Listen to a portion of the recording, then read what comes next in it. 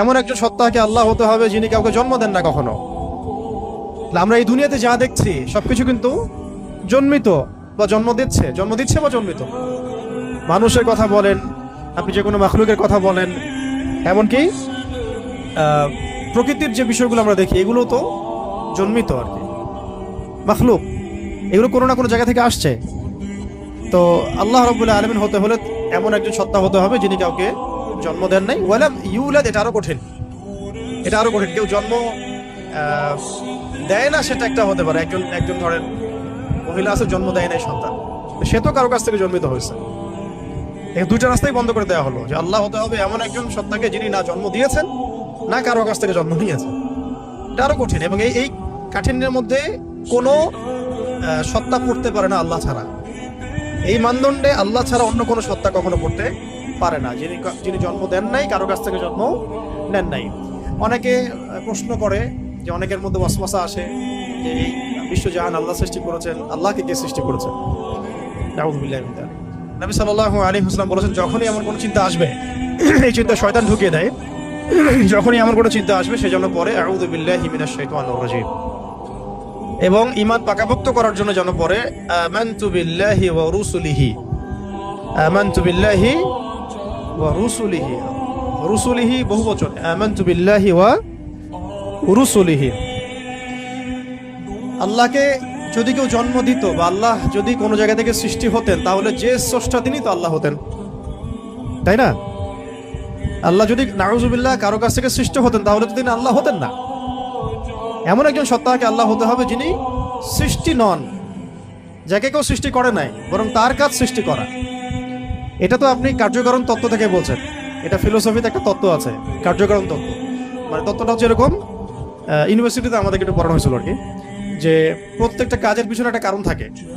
আসলে তাই, কিন্তু প্রত্যেকটা কাজের পিছনে একটা কারণ আসলেই থাকে। শয়তানির পিছনেও কোনো না কোনো কারণ তো আছে, কেন শয়তানি করতেছে এটা কারণ তো আছে। প্রত্যেকটা কাজের পিছনে একটা কারণ থাকে। এই তত্ত্বটাকে তারা বলতো কার্যকরণ তত্ত্ব আর কি।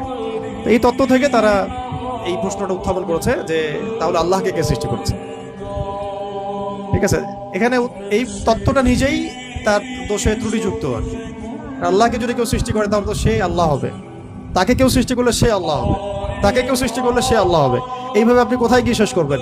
যেখানে আপনার চিন্তার জগৎ শেষ হবে সেখান থেকে আল্লাহ রাব্বুল আলামিন শুরু হবে ইনশাআল্লাহ। ব্যাপারটা এরকম।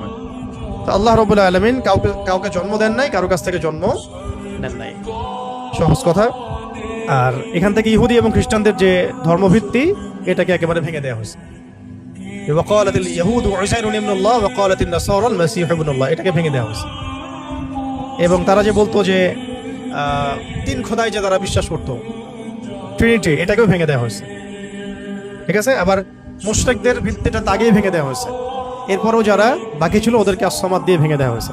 তারপর সবশেষ ওয়ালাম ইয়াকুল লাহু কুফুয়ান আহাদ, ওয়ালাম ইয়াকুল লাহু কুফুয়ান আহাদ। এটা এত কঠিন যে এটা মানে উতরে যাওয়ার মতো আসলে ক্ষমতা আল্লাহ ছাড়া কারোরই নাই, এটা অসম্ভব।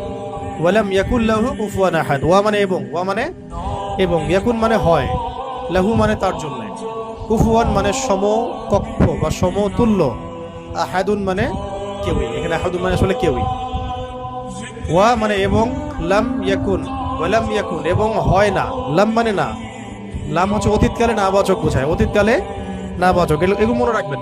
ওয়া মানে এবং, ওয়ার দুটো অর্থ হয় আল কোরআনে, কখনো কখনো শপথ বা কসম অর্থে আসে, কখনো কখনো এবং অর্থে আসে। যেমন ওয়া তিন ফলের কসম, ওয়াল আসরি সময়ের কসম। আর এখানে ওয়া জবর মানে হচ্ছে এবং, ওয়ালাম, লাম হচ্ছে অতীতকালে নাবাচক, অতীতকালে নাবাচক।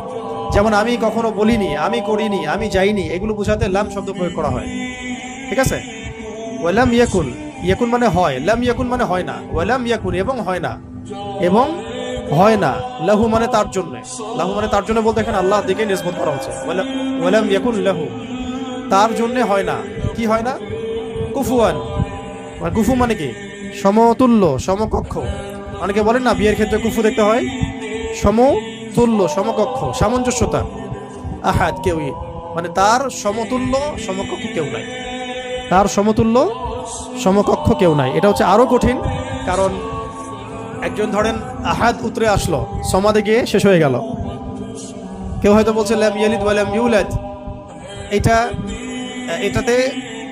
এটাকে কোনোভাবে ব্যাখ্যা করছে, ধরেন কোনোভাবে উল্টাপাল্টা ব্যাখ্যা করছে, কিন্তু শেষে গিয়ে এসে কিন্তু আর আর পারবে না। ওয়ালাম ইয়াকুল্লাহু কুফুয়ান আহাদ, তার সমতুল্য কিছুই নাই।